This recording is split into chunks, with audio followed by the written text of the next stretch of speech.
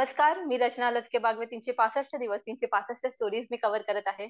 या निमित्ताने रोज वेगवेगळ्या क्षेत्रात काम करणाऱ्या लोकांच्या आपण मुलाखती घेत असतो. मला तुम्हाला सगळ्यांना सांगायला खूपच आनंद होत आहे, की ही जी आजची जी मुलाखत आहे ती 365वी आहे आणि या मुलाखतीसोबतच आपला एक विश्वविक्रम होत आहे. आणि या मुलाखतीसाठी मला एक खूप स्पेशल व्यक्तिमत्व हवं होतं. तर आज आपल्यासोबत आहेत बीव्हीजी ग्रुप ऑफ कंपनीजचे हनुमंतराव गायकवाड सर. त्यांनी आतापर्यंत लाखो लोकांना रोजगार दिलेला आहे. ते नेहमी एक वाक्य म्हणत असतात, "झुंजा, झुंजत आणि झुंजत राहा." अधिक माहिती आपण यांच्याकडनं जाणून घेऊया. नमस्कार सर. नमस्कार रचना. प्रथमतः तुझं अभिनंदन की तुम्ही रोज एका उद्योजकाची मुलाखत घेऊन महाराष्ट्रातल्या तरुणाईला उद्योजक बनायला प्रोत्साहित करण्यासाठी तुम्ही काम करताय. आणि आज 365वी मुलाखत आहे. हा जो काही तुम्ही मला मान देताय त्याबद्दल तुमचे मनापासून आभार. आणि तुम्ही जी काही ही चळवळ चालू केली आहे ती गावागावात जावी, लोकांपर्यंत जावी, यासाठी शुभेच्छा. म्हणजे जास्तीत जास्त तरुणांनी कॉलेजच्या बघितली पाहिजे. बेसिकली 12वीतल्या 11वी-12वीतल्या मुलांना जर आपण हे दाखवू शकलो शिक्षण विभागाशी टायअप करून, तर खूप चांगलं होईल असं मला वाटतं. की त्या वयात मुलं संस्कारक्षम असतात, त्यांना नेमकं काय करायचं हे कळत नसतं.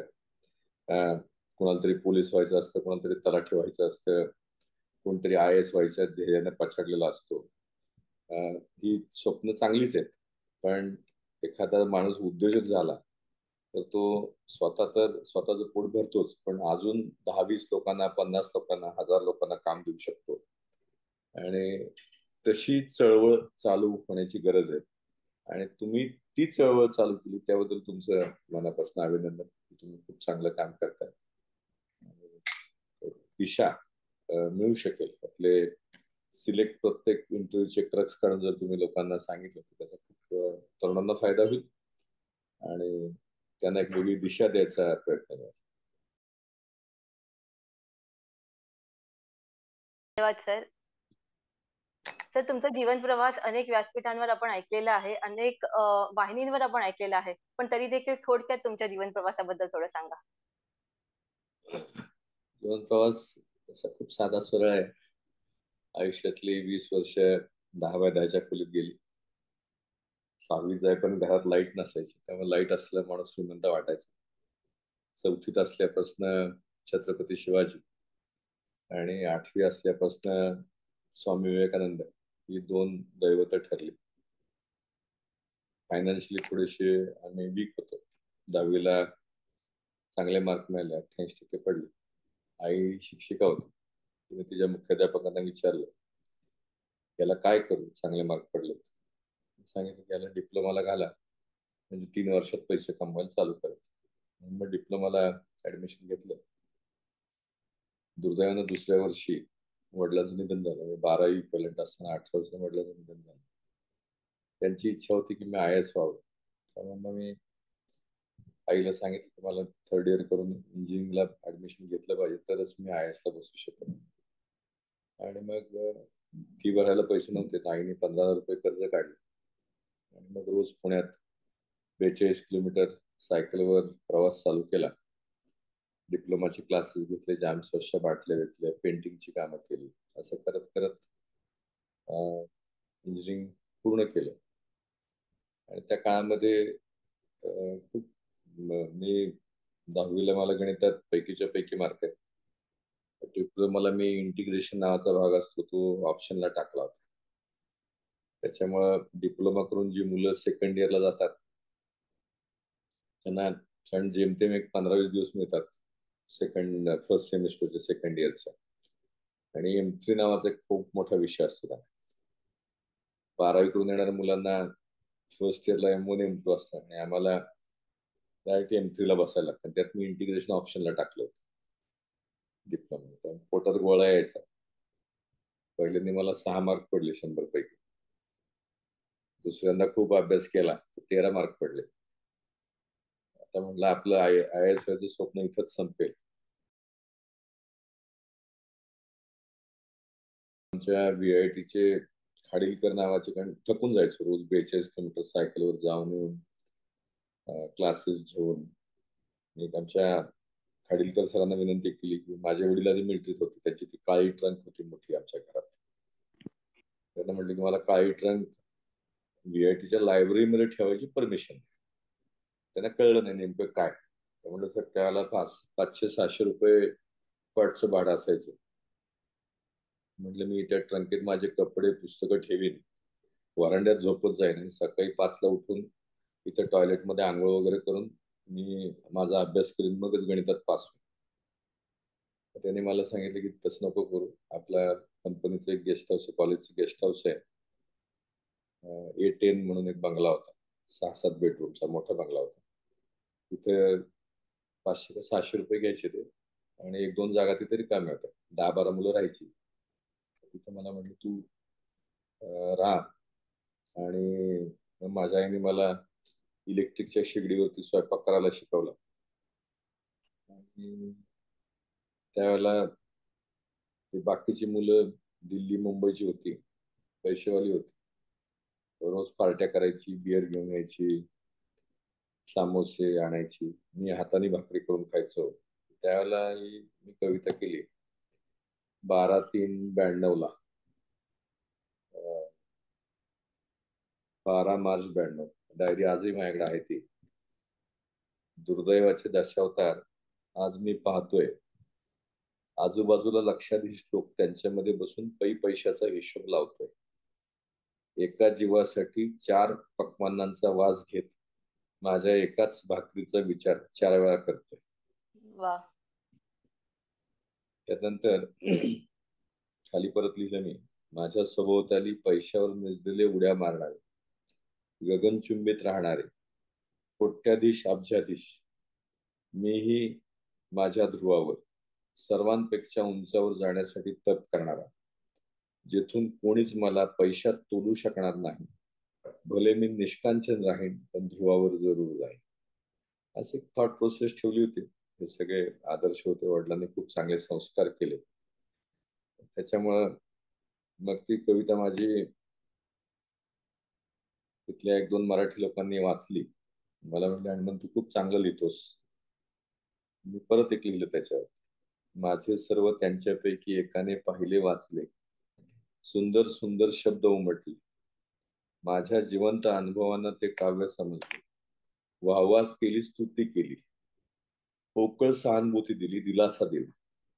मला याची गरजच नव्हती. मला हवी आहेत माणसे, जीवाला जीव देणारी, रक्ताच्या नात्याहून अधिक प्रेम करणारी, पैशाला महत्व न देणारी आणि माणसासारखं वागणारी. आणि मी आयुष्यभर तेच केलं. त्यानंतर मागची 32 वर्ष फक्त माणसं जोडत गेलो, काम होत गेले. मग फर्स्ट क्लास मिळाला, टेल्कोत लागलो, टाटा मोटर्स मध्ये. त्याच्या आधी वडिलांनी कपडे शिवायला टाकले होते आणि 6 महिन्यांनी ती चिठ्ठी सापडली घरात. तर आईला म्हटलं, आईने सांगितले कपडे घेऊन 250 रुपये टेलरची शिलाई होती, ते कपडे घेऊन आलो. त्या रात्री खूप विचार केला की माणूस सगळं इथंच सोडून जातो. मित्रांशी चर्चा केली, आपण काहीतरी वेगळं काम करायचं आयुष्यामध्ये. काय करायचं माहित नव्हतं. माझं सायकलचं सीट कव्हर तुटलेलं होतं, ते बदलायला 10-20 रुपये लागतात, ते नव्हते माझ्याकडे. पण मी एक संस्था काढली, मित्रांशी चर्चा केली नाव काय ठेवायचं. कोणी म्हटलं सातारचं आहे, सातारचं नाव ठेवा, अजिंक्य तारा ठेवा. अशी वेगवेगळी नावं ठरली. पण मी म्हटलं नाही, आपले स्वामी विवेकानंद आदर्श आहेत, संस्थेचं नाव ठेवायचं भारत विकास प्रतिष्ठान. लोगो काढला, भारता नकाशा, माग सूर्य, मध्ये एक पंटी. आणि देवाची कृपा आहे, डेस्टिनी डिसाइडेड असते. आणि तुम्ही संकल्प चांगले केले की गोष्टी घडतात, हा माझा अनुभव आहे. आणि तसं होत गेलं. खेलकूद लागल्यानंतर 6,500 रुपये पगार असताना मी कंपनी माझी समजून काम केलं आणि कंपनीचे 2-1 कोटी रुपये वाचवले. त्यानंतर माझ्या व्हाईस प्रेसिडेंटने मला बोलवून विचारलं की बेटा तुम बहुत अच्छा काम कर रहे हो, तुम्हें डबल प्रमोशन चाहिए, डबल इन्क्रीमेंट चाहिए, क्या चाहिए. म्हटलं मला, मी आनंदी आहे माझ्या पगारामध्ये, पण माझ्या गावची मुलं माझ्याकडे नोकरी मागायला येत आहेत, त्यांना कंपनीत काहीतरी कामाची संधी द्या. ॲज अ रिवॉर्ड म्हणून, मला काही नको. आणि काय काम करतील तर म्हणलं हेल्परचं काम करतील. तर म्हणलं हेल्परचं काम नाहीये, स्वच्छतेचं काम करतील का? मी हो म्हटलं. म्हटलं तुझी कुठली संस्था आहे का? तर म्हटलं माझी Bharat Vikas Pratishthan trust and society मी रजिस्टर केलेलं आहे 91 साली 92 साली. आणि मग त्या नावाने आम्ही 22 मे 97 ला 8 लोकांनी हाऊसकीपिंगचं काम चालू केलं. पहिल्या महिन्याचं बिल होतं 12,009 रुपये.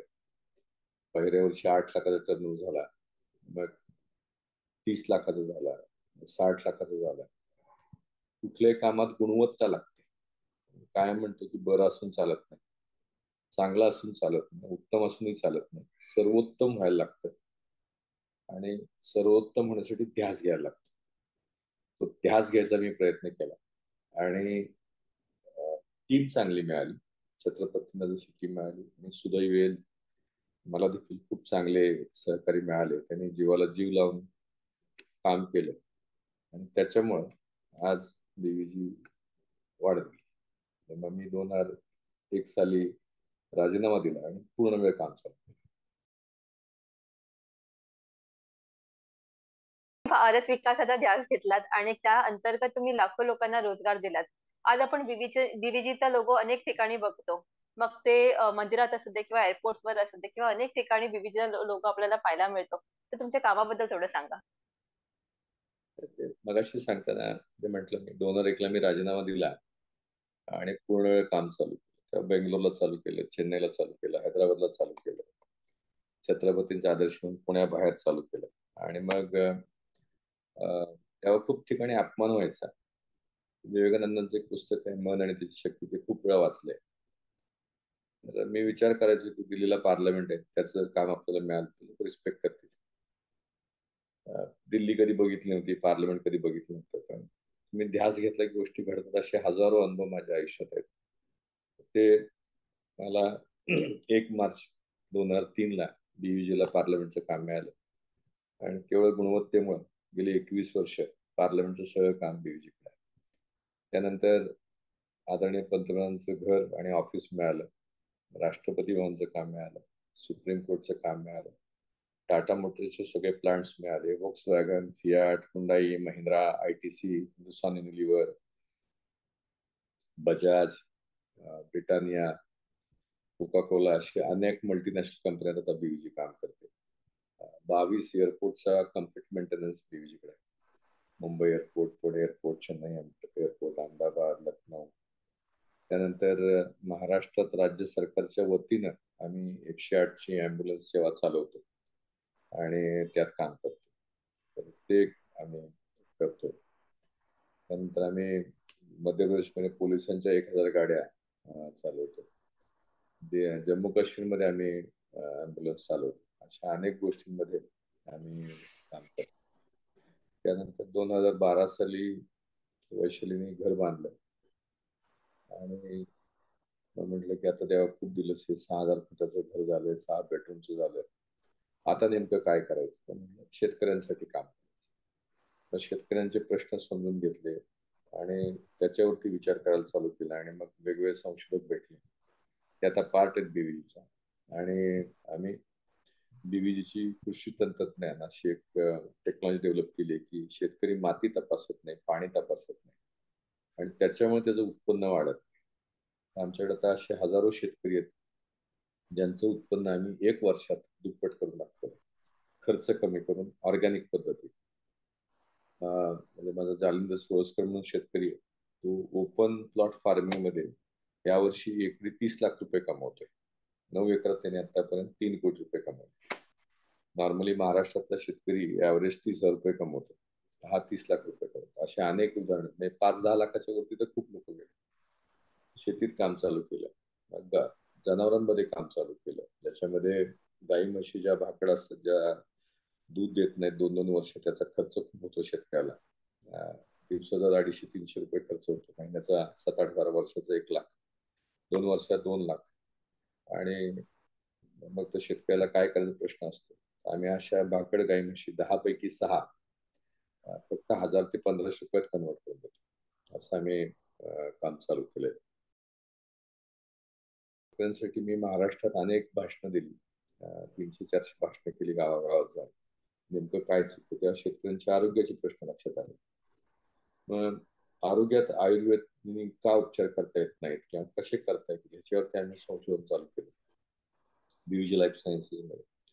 आणि सांगायला अभिमान आहे की आज बीव्हीजीचं कॅन्सरचं औषध अतिशय इफेक्टिव्ह झालेलं आहे, गुणकारी आहे. कुठल्याही कॅन्सर पेशंटला ते मदत करतं कॅन्सर बरा होण्यासाठी. म्हणजे बाकीची त्याची ॲलोपॅथीची कुठली ट्रीटमेंट चालू असली चालू ठेवायची. आमच्या औषधाने खूप चांगला फायदा होतो त्याला. ते ॲडजंट थेरपी म्हणून ते आम्ही देतो आणि अनेक पेशंट त्या औषधाने लोकांना फायदा झाला. तसंच आम्ही हार्टचं औषध बनवलं जे हार्टचे ब्लॉकेज काढतं, हार्टचं पंपिंग इम्प्रूव्ह करतं, फंक्शन स्टेबल करतं. कॅन्सरच्या औषध ट्रायल मी अमेरिकेच्या येल विद्यापीठात करतो. येल विद्यापीठ हे जगातल्या टॉप 5 मधलं विद्यापीठ आहे. तिथं आम्ही कॅन्सरचे औषध ट्रायल करतो. हार्टचे औषध ट्रायल मी साऊथ फ्लोरिडा युनिव्हर्सिटीमध्ये करतो. म्हणजे ज्या जागतिक लेवलला रेकग्नाइज इन्स्टिट्यूट आहेत त्यांच्यावर आम्ही आता काम चालू केलं अमेरिकेमध्ये. बीव्हीजीचं हाऊसकीपिंगचं काम आम्ही आता अमेरिकेत चालू केलं. तिथे आता 1200 लोक काम करतात. सौदी अरेबियात आम्ही काम चालू केलं. महाराष्ट्र सरकार बरोबर आम्ही आता नुकताच स्वच्छतेच्या ट्रेनिंगसाठी एक करार केलाय. स्किल इंडिया मिशन अंतर्गत संत गाडगे महाराज स्वच्छता अकॅडमी आदरणीय मुख्यमंत्र्यांच्या हस्ते कोपरी नावाच्या ठाण्यात आम्ही चालू केलं. त्यानंतर बीव्हीजी न्यूक्लिअर म्हणून माझी एक कंपनी, त्याच्यामध्ये आम्ही खूप इनोव्हेटिव्ह काम करतो. ते देखील खूप वेगळं काम आम्ही करतो. मग आम्ही सातारला एक मेगा फूड पार्क केलं. त्याच्यामध्ये 70 एकर जागेमध्ये फूड प्रोसेसिंग करणाऱ्या कंपन्यांसाठी खूप चांगली वर्ल्ड क्लास फॅसिलिटी सातारमध्ये तयार केली आणि त्याच्यामध्ये खूप चांगलं काम चाललं. नंतर सोलर मध्ये आम्ही काम करतो. बीव्हीजी क्लीन एनर्जी म्हणून कंपनी आणि आमचा आता 500 मेगावॉटचा प्लांट नॉयडाला पुढच्या महिन्यात चालू होतो. स्पॅनिश कंपनीवर आम्ही टायअप करून तो प्लांट टाकतो. तो असं सगळं एक एक एक एक गोष्टी होत आहेत आणि परमेश्वर कृपा आहे की तुमचे संकल्प चांगले असले की गोष्टी घडतात. देवाच्या दयाने होत आहे सगळं. टीम चांगली आहे, रात्रंदिवस काम करणारी आहे. घरचे साथ देतात. कधी हट्ट धरत नाहीत की जेवायला घेऊन चला, हॉटेलला घेऊन चला, पिक्चरला न्या. वर्षातनं एखाद दिवशी कधीतरी जातो. आता दोन्ही मुली आदिती आर्या अमेरिकेत शिकतायत. मोठी मुलगी जेनेटिक इंजिनियर झाली. धाकटी मुलगी आता ती बर्कली युनिव्हर्सिटीला चालली आहे. आदिती बर्कली सुद्धा आयव्ही लीग मधली टॉप 5 युनिव्हर्सिटी मधली. आता ती MS करते. धाकटी मुलगी बिझनेस मॅनेजमेंट करते, सेकंड इयरला आहे. दत्तात्रय माझा भाऊ तो मला खूप मदत करतो. त्याचा मुलगा आता वॉरिक नावाची जी इंग्लंडमध्ये युनिव्हर्सिटी होती तर फायनान्स शिकायला गेला. फायनान्स मॅनेजमेंट आणि फायनान्स कसा असावा त्याच्यावरती काम करतो. सो वैशाली आता रात्रंदिवस बीव्हीजी मध्ये काम करतो. परिवार मदत करतोय आणि गोष्टी घडतायत. वेगवेगळ्या व्हर्टिकल्स मध्ये काम करतो. एक स्वप्न बघतो की बीव्हीच्या माध्यमातून 10 कोटी लोकांच्या आयुष्यात परिवर्तन करायला मदत करायची. पण सगळं जग नुसतं पैशाच्या मागे धावतं. रॅट रेस चालली अक्षरशः. किती पैसे कमवायचे, कोणासाठी कमवायचे, त्याचं काय करायचं कोणालाच काही कळत नसतं. माझं असतं की आपण इम्पॅक्ट करायचं आणि 3 वाक्यात माझं स्वप्न सांगतो की 10 कोटी लोकांचं आयुष्य बदलायला मदत करायची. तर कोणी कॅन्सर पेशंट बरा झाला पाहिजे, कुणाचं हार्टचा औषधी फायदा झाला पाहिजे, कुणी शेतकऱ्याचं उत्पन्न दुप्पट झालं पाहिजे, गाई म्हशी कुणाच्या असतील भाकडच्या दुप्पट झालं पाहिजे, लोकांना जॉब मिळाला पाहिजे. तर हे एक 10 कोटी लोकांच्या इम्पॅक्ट करायचं. 10 लाख लोकांना काम द्यायचं भारतात आणि भारताबाहेर. मला असं वाटतं की ज्या पद्धतीनं जग म्हातारा झालंय आणि भारतात तरुण मुलं आहेत. आम्ही आता 2 जानेवारीला पुण्यात एक मेळावा घेतला होता आणि त्याच्यामध्ये महाराष्ट्रातल्या 170 कॉलेज बरोबर आम्ही कोलॅबरेशनचं अग्रीमेंट केलं. आणि त्याच्यामध्ये आम्हाला पाहिजे तशी मुलं ट्रेन करून द्या आणि त्यांना जगभरात प्लेस करू अशा आम्ही त्यांना कमिटमेंट दिली.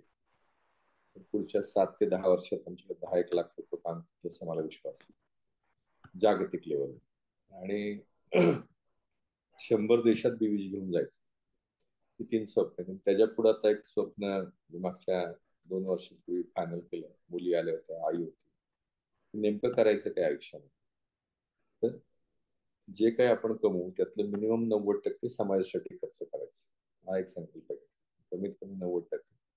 त्यात 1 लाख मुलांना शिक्षणासाठी दत्तक घ्यायचं, 5वीतच त्यांची परीक्षा घेऊन संपूर्ण भारतात आणि असं एक इन्स्टिट्यूट उभी करून जायचं, म्हणजे वर्षानुवर्ष लोकांना मदत करायची, असा एक संकल्प आहे. सो असं गोष्टी चालल्या. सर, तुमचा जो ध्यास आहे, जी स्वप्न आहेत ती खूपच मोठी आहेत, कारण का 10 लाख लोकांना रोजगार देणं भारतात आणि भारताच्या बाहेर ते खूप मोठं स्वप्न आहे सर. आणि ते नक्कीच पूर्ण व्हावं, ही सदिच्छा करते. सर, तुम्ही मगाशी टीमचा उल्लेख केला, तर टीम किती महत्वाची असते आणि टीमला मोटिवेट कसं करायचं त्याच्याबद्दल थोडं सांगा. बेसिकली टीम मोटिवेटेड, मुळात selection of team is most important. की ज्यांनी ध्यास घेतलाय असेच सहकारी तुमच्या बरोबर पाहिजे, की ज्यांना काहीतरी बदल करायचा आहे आणि वेगळं काम करायचं असे सहकारी घेतले आणि मग त्यांना मोटिवेटेड ठेवले की बाबा आपण जग बदलतोय, वेगळं काम करतोय, we are creating history. So लोक काम करतात, काही अडचण नाही. त्यांना अथॉरिटी द्यायची, रिस्पॉन्सिबिलिटी पण द्यायची आणि त्यांचे ट्रॅकिंग ठेवायचं, मंथली चार्ट ठेवायचं की दरवर्षी कसं करायचं, काय करायचं, असं करायचं.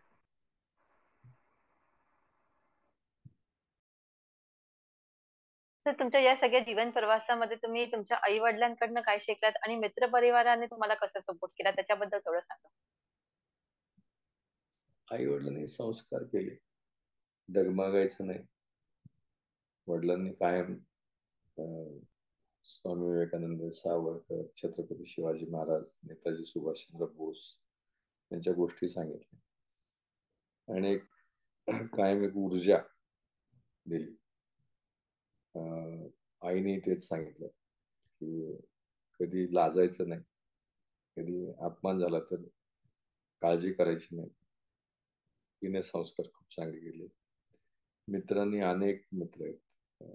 कोणाचं नाव घ्यायचं, दिल्लीला माझा बिपिन वर्मा हेड करतो, पंकज ढंगरा माझा सोलरचा रिन्युएबल बिझनेस हेड करतो, डॉक्टर पवन सिंग आमचं लाईफ सायन्सेस बघतात, डॉक्टर विवेक येळगावकर आमचं न्यूक्लिअर बघतात, योगेश अत्रे माझा क्लासमेट आहे, डिप्लोमा डिग्रीचा माझा क्लासमेट आहे, तो आमचा महाराष्ट्राचा आणि इमर्जन्सी मेडिकलचा व्यवसाय बघतो. नंतर साऊथला गोविंद आहे, पॅट्रिक आहे. सगळे हे रक्ताच्या नात्याहून अधिक, जे मगाशी सांगितलं कवितेमध्ये, काम करणारे लोक आहेत. म्हणजे कुठलंही काम कुठेही घ्या. आता रुपल सिन्हा मॅडम जॉईन झाली आहे, ते खूप ग्रेट काम करते. सौदी अरेबियामध्ये आम्ही खूप मोठं काम चालू केलं. अशा अनेक गोष्टींमध्ये आम्ही काम करतो.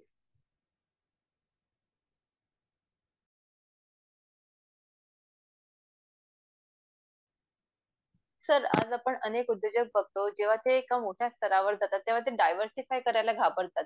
पण तुम्ही अनेक वेगवेगळ्या क्षेत्रांमध्ये काम करत आहात, तर त्याच्याबद्दल थोडं सांगा.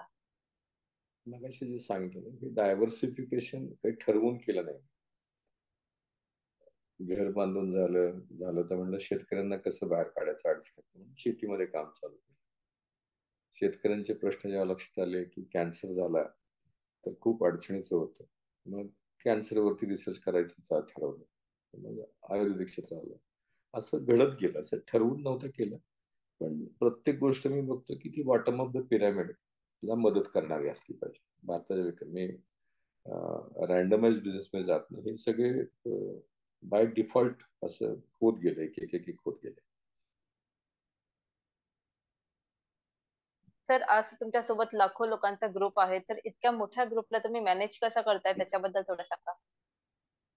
काही नाही, लोक मॅनेज करतात, आपण काय करायचं. लोकांची इगो फक्त मॅनेज करायची आपण, बाकी लोक काम करतात, आपल्याला काय करायला लागेल.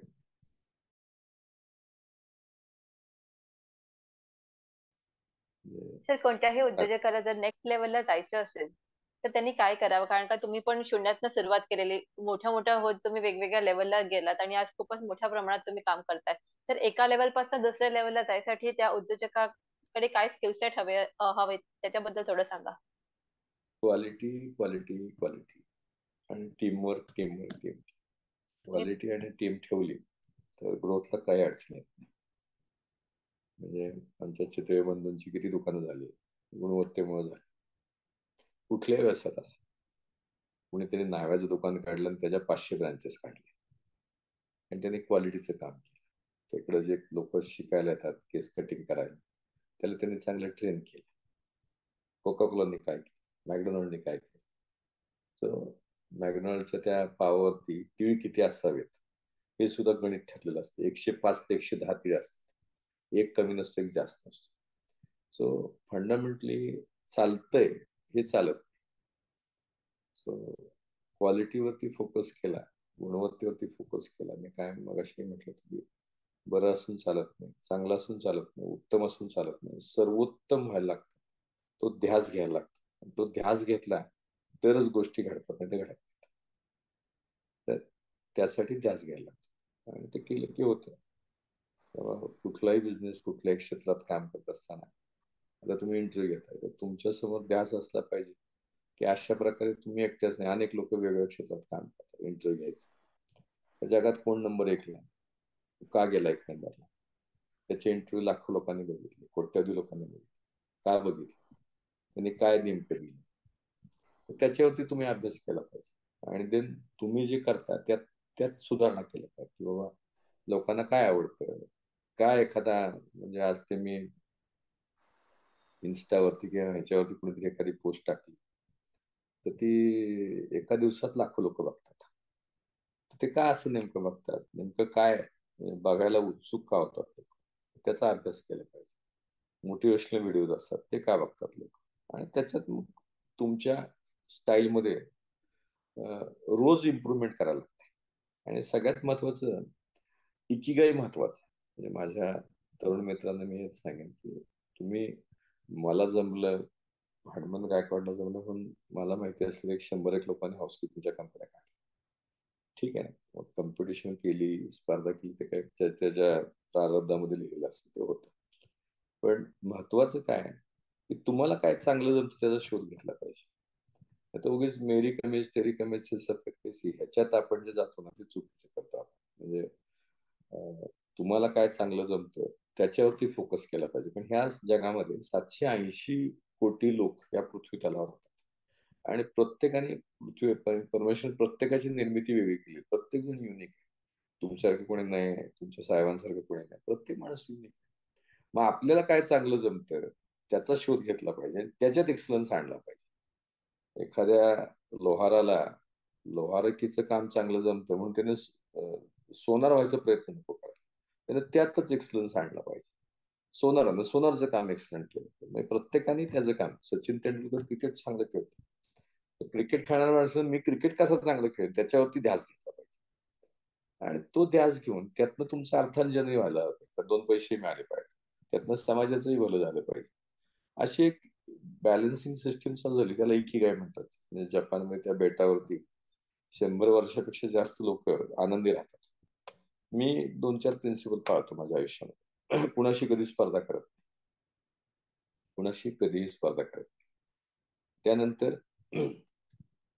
स्पर्धा करत नाही, कम्पेअर करत नाही कोणाबरोबर. रोज नवीन शिकायचा प्रयत्न करतो आणि ज्याने समाजाचं भलं होईल ह्याचा विचार करतो.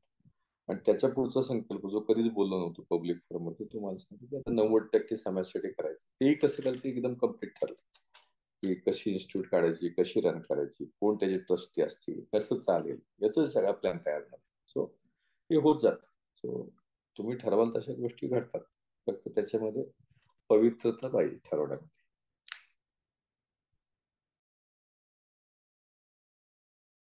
तर तुमच्या या सगळ्या प्रवासामध्ये तुम्हाला नक्कीच काही ऑब्स्टेकल्स आले असतील, चॅलेंजेस आले असतील, तर त्यांना तुम्ही कसं सामोरं केलात? रोज लढायचं, रोज लढाई चालू असते, रोज संघर्ष असतो. त्या संघर्षाला सामोरं जायचं आणि मार्ग काढायचा, झुंजा झुंजत पुढे चाल, ते विसरायचं नाही. फक्त लेवल बदलते, बाकी काय नाही.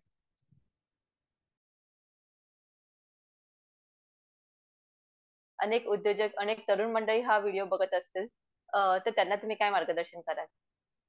आता हे सगळं मार्गदर्शनच चालू आहे. मागासपासून जे चालू आहे ते मार्गाने चाललंय की तुम्हाला जे चांगलं जमतं त्याचा शोध घ्या आणि मग त्यात एक्सेल करा. आणि ग्रोथ ही नॉर्मली टक्केवारीत न मोजता 10x 100x अशी असावी. एखादा माणूस 1 कोटी टर्नओव्हर करतो, त्यानं प्लॅन केला पाहिजे किंवा 3 वर्षात किंवा 5 वर्षात मी 10 कोटीला कसा जाईल. 10 कोटी करत असेल तर तोच विचार केला पाहिजे की मी 100 कोटीत कसं जाईल. आणि मग त्याला लागणारे फायनान्सेस कसे उभे करायचे, त्याला लागणारी टीम कशी उभी करायची, भारताबाहेर कसं काम करायचं ह्याच्यावरती काम केलं पाहिजे. त्यासाठी मेहनत घ्यायला लागेल, रोज स्वतःला अपग्रेड करायला लागेल. ते केलं की होईल. ठीक आहे. भारताचा विकास तर तुम्ही करतच आहात, पण त्याचसोबत तुम्ही ग्लोबल देखील जात आहात. तर ग्लोबली तुम्ही नक्की काय करताय त्याच्याबद्दल थोडं सांगा. आणि आता अमेरिकेमध्ये फॅसिलिटी मॅनेजमेंटची कंपनी डेट्रॉइटला चालू केली 2 वर्षापूर्वी. तिथे आता 1200 लोक अमेरिकेत काम करतात. अमेरिकेमध्ये आम्ही ऍग्रिकल्चरची कंपनी चालू केली आणि तिथं आमची आता 7-8 प्रोडक्ट पुढच्या 3-4 महिन्यामध्ये लॉन्च होतील. हेल्थ केअरची आम्ही कंपनी चालू करतो. सौदी अरेबियामध्ये आम्ही आता फॅसिलिटी मॅनेजमेंट आणि लँडस्केपिंग गार्डनिंग त्याच्या कंपन्या चालू करतो. ऍग्रिकल्चरची चालू करतो.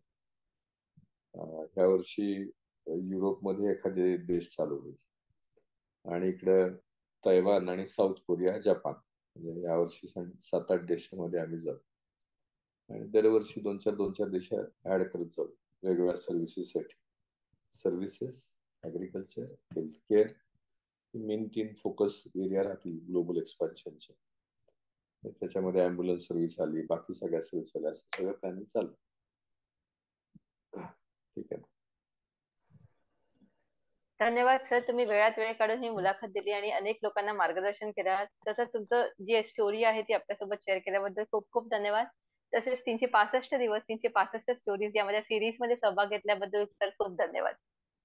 खूप खूप धन्यवाद. तुमचे खूप खूप मनापासून कौतुक. तुम्ही वेगळ्या प्रकारे एक धाडस करताय आणि लोकांना मोटिवेट ठेवताय. तुमचे आभार मला बोलवल्याबद्दल. धन्यवाद. थँक्यू. Thank you sir.